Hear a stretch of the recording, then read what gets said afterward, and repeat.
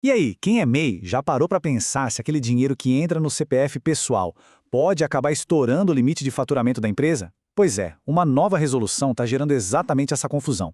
A resposta não é um simples sim ou não, mas fica tranquilo que a gente vai desvendar isso agora. Certo. Vamos direto ao que interessa. O salário com carteira assinada, o aluguel de um imóvel ou outras rendas que entram na pessoa física, será que isso pode, de alguma forma, desenquadrar um MEI? Essa é a grande dúvida que está no ar para muito empreendedor, né? Vamos separar o que é fato do que é só boato. Para organizar as ideias, a gente dividiu essa análise em 6 partes. Primeiro, vamos entender o que mudou de fato. Depois, vamos classificar a situação em 3 grupos, para cada um conseguir se identificar. Na sequência, a gente mostra como se proteger e, por último, o que tudo isso significa para o futuro do negócio. A confusão toda começou por causa disso aqui, uma nova resolução do Comitê Gestor do Simples Nacional. Mas olha, atenção aqui, o objetivo não é simplesmente somar o salário com o faturamento do MEI, não. O foco é o outro, é fechar o cerco contra a sonegação fiscal. Vamos entender como.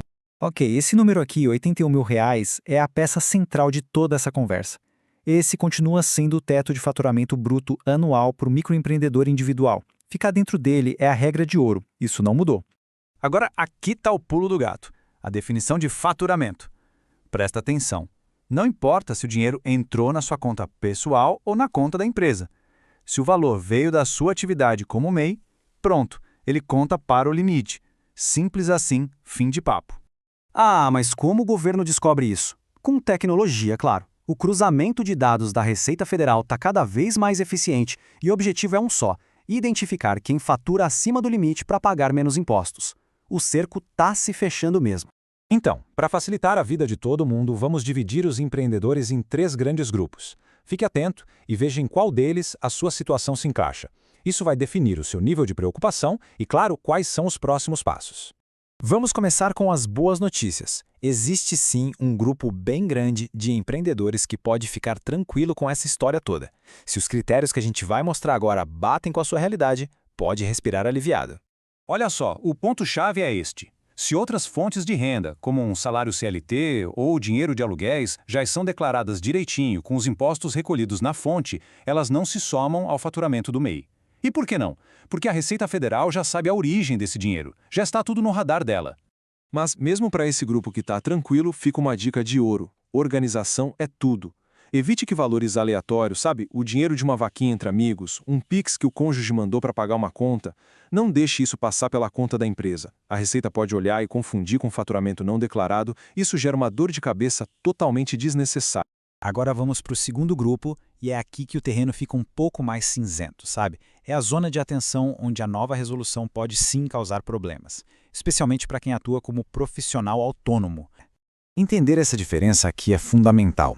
Profissionais liberais, como nutricionistas, advogados ou psicólogos, não podem ser MEI para exercer a sua atividade principal. Eles atuam como autônomos, como contribuintes individuais. O risco aparece quando essa mesma pessoa abre um MEI para uma atividade secundária. E aqui está o X da questão. A nova resolução pode levar a Receita Federal a somar a renda de autônomo com a do MEI na hora de fazer a verificação do limite. É exatamente aí que mora o perigo de um desenquadramento inesperado. Ok, para quem se identificou com esse grupo de risco, a pergunta que fica é: e agora? O que fazer para se proteger e evitar essa dor de cabeça com o leão? A resposta envolve organização e, possivelmente, uma decisão estratégica sobre o futuro do negócio. Então vamos ver um guia prático, bem direto ao ponto. São ações concretas que quem está nessa zona de risco pode tomar agora para mitigar os problemas e ter mais segurança jurídica. Basicamente, a proteção se baseia em 3 passos. Primeiro, e isso é inegociável, separação total das finanças.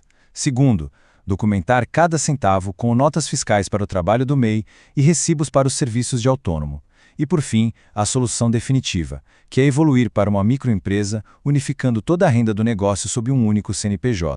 Bom, chegamos ao terceiro e último grupo. E aqui não há mais zona cinzenta. Se as práticas que vamos descrever agora soarem familiares, a preocupação deve ser real e a ação imediata. Essas são as 2 práticas que a nova resolução mira diretamente. Usar o CPF para receber parte do faturamento que deveria ser do MEI só para não estourar o limite de R$ 81 mil é exatamente o tipo de comportamento que o governo quer impedir. Chegando ao fim da nossa análise, fica claro que as regras estão ficando mais apertadas. Mas mais do que uma ameaça, e isso pode ser visto como um sinal. Um convite para pensar no próximo passo da jornada do seu empreendimento.